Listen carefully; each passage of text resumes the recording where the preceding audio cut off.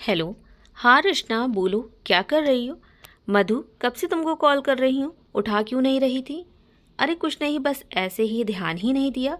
और फिर मधु ज़ोर से हंस पड़ी। मधु क्यों हंस रही हो, क्या हुआ बोलो, इतना क्यों हंस रही हो?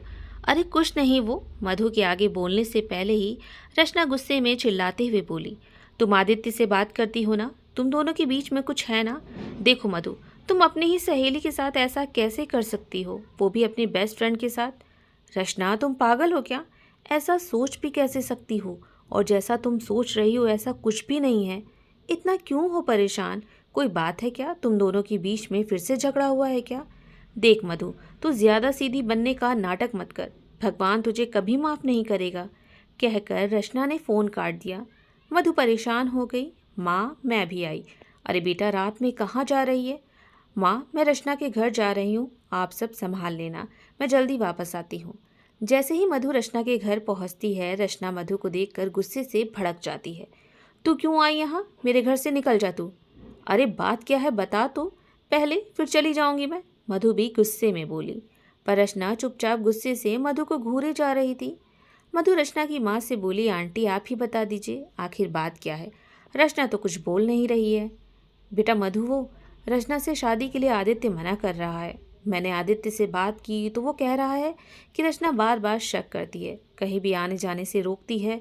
और मधु कितनी अच्छी है, उससे कुछ सीखो, वो कितने प्यार से बात करती है। उससे शादी की बात की तो वो बोल रहा था कि रचना और मैं एक समाज के नहीं है तो शादी भी नहीं हो सकती है, इसीलिए अभी से ही दूरियां बना लेना ठीक रहेगा। जब मैंने आदित्य को दोबारा कॉल किया तो नंबर बंद आ रहा है।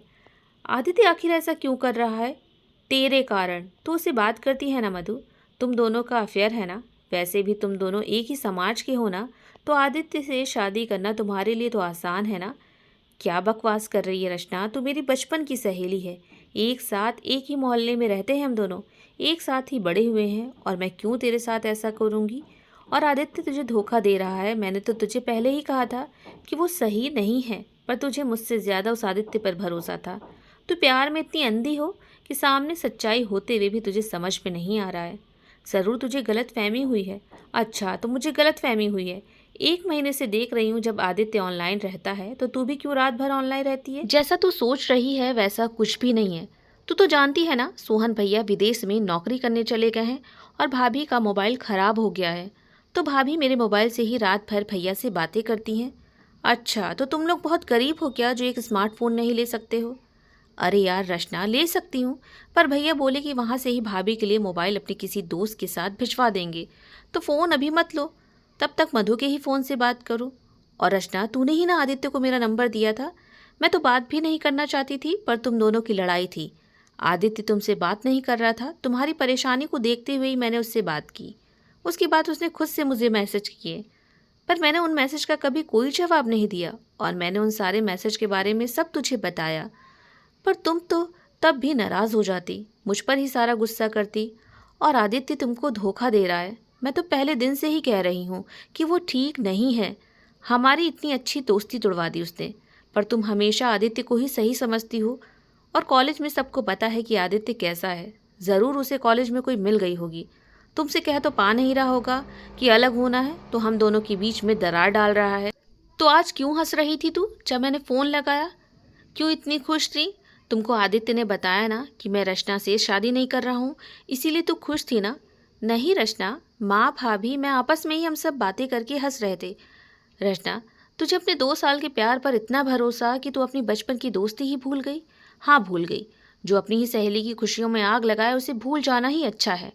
और जोर से मधु को धक्का देकर रचना कमरे में चली गई।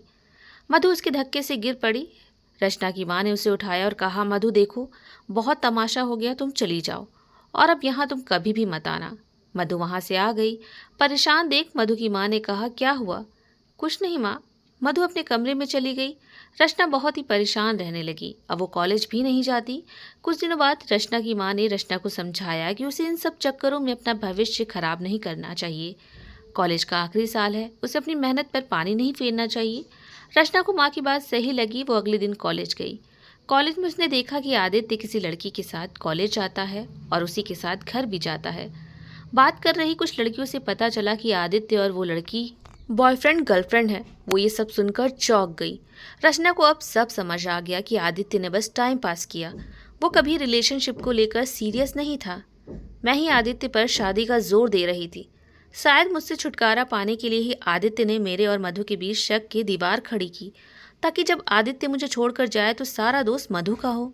ऐसा मुझे लगे कि मधु ने ही ये सब किया है और मैंने भी आसानी से अपनी बचपन की दोस्त को बुरा भला कह दिया। मधु बार बार कह रही थी कि ऐसा कुछ भी नहीं है। रचना को अब खुद पर बहुत गुस्सा आ रहा था।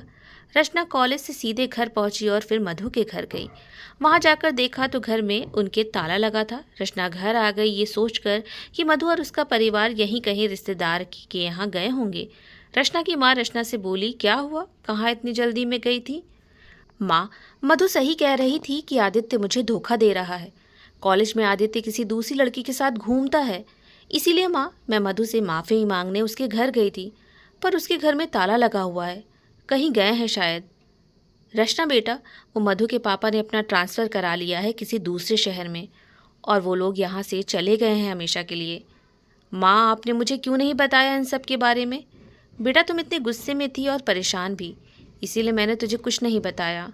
और तुम्हारे पास नंबर है उसका, बात कर ले मधु से। माँ, मैंने गुस्से में उसका नंबर डिलीट कर दिया है और मेरी वजह से तो वो सोशल मीडिया से भी दूर है, कहकर रचना रोने लगी और कहने लगी, झूठे प्यार के लिए मैंने सबसे अच्छा दोस्त खो दिया माँ। कहानी सुनने के लिए आप सभी का बहुत बहुत धन्यवाद।